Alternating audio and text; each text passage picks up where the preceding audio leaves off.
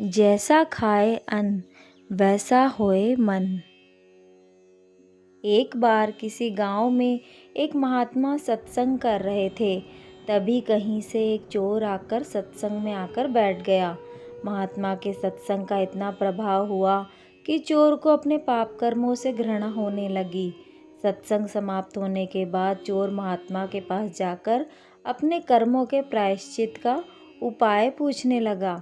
महात्मा जी ने चोर को बोल दिया, गंगा स्नान कराओ, तुम्हारे पाप धुल जाएंगे।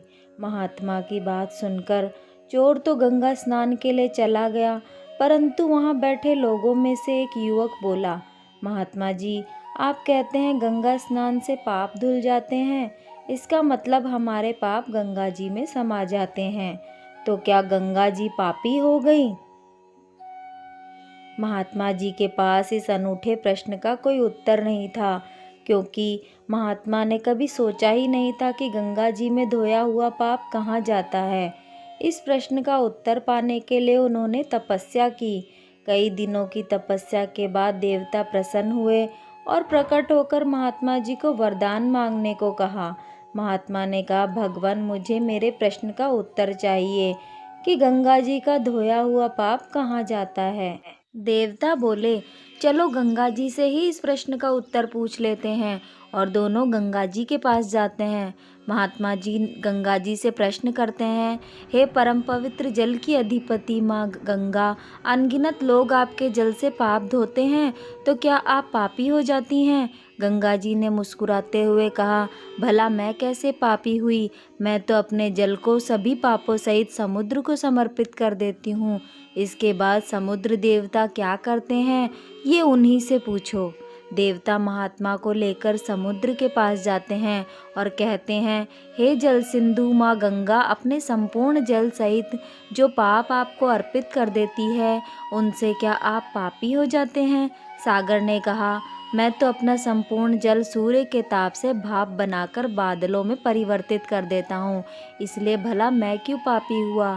अब देवता बादलों के पास जाते हैं और महात्मा ने फिर अपना प्रश्न दोहराया, हे मेघा, समुद्र जो पापों सहित जो जल भाप बनाकर बादलों में परिवर्तित कर देते हैं, क्या उनसे बादल पापी हो जाते हैं? बादल ने कहा, भला हम क्यों पापी हुए? हम तो सारा जल यथा ऋतु पृथ्वी पर भेज देते हैं। ये प्रश्न पृथ्वी से करो कि वह पापों का क्या करती है। अब देवता महात्मा को पृथ्वी के पास ले गए और बोले, हे जगत को धारण करने वाली माँ धरती, बादल जल सहित जो पाप वर्षा रूप में पृथ्वी पर भेजते हैं, वो आप में समा जाते हैं, क्या उससे आप पापी हो जाती हैं? पृथ्वी बोली, मैं क्यों पापी हुई? मैं उन पापों को मिट्टी के माध्यम से अन्न को भेज देती हूँ।